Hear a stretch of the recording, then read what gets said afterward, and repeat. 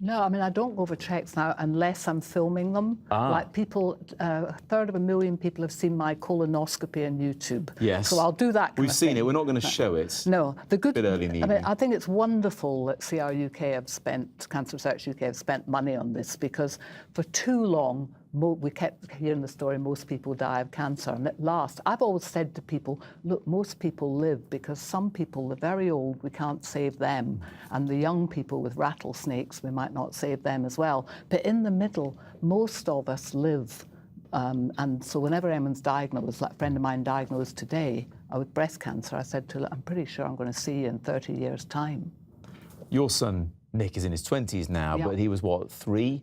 When you were first diagnosed as having cancer. How did you feel? Well, bowel cancer, the year I was diagnosed, I was the presenter of Watchdog at the time, and I had never even heard of this disease, and yet it was the commonest in Europe. And I actually had been to the GPs, but nearly a year earlier, and that's one of the problems, that we're not getting fast enough diagnosed. And when I was diagnosed, on paper, I had a 34% chance of survival. And the hairs on the back of my neck stood up in fear when I read that.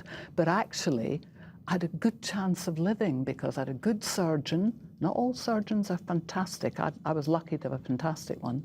And here I am 23 years later. The thing is, the survival rate for different cancers varies enormously.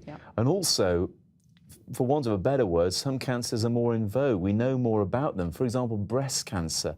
We all seem to know about that. People raise an awful lot of money for breast cancer. But what about things like bowel cancer? Well, bowel cancer, I've done my bit over the years. I'm kind of stopping, like putting my colonoscopy, my guts out there on YouTube.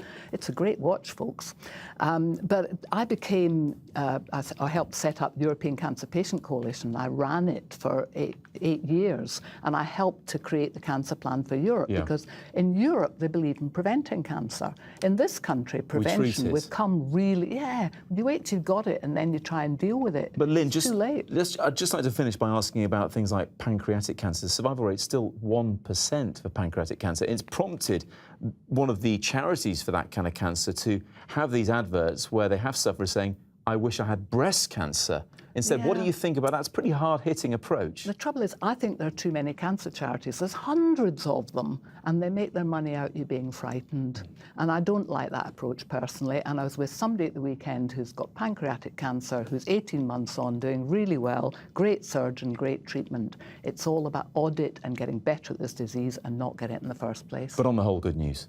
Well, yeah, and I'm still here 23 years later. Glad so there's hope.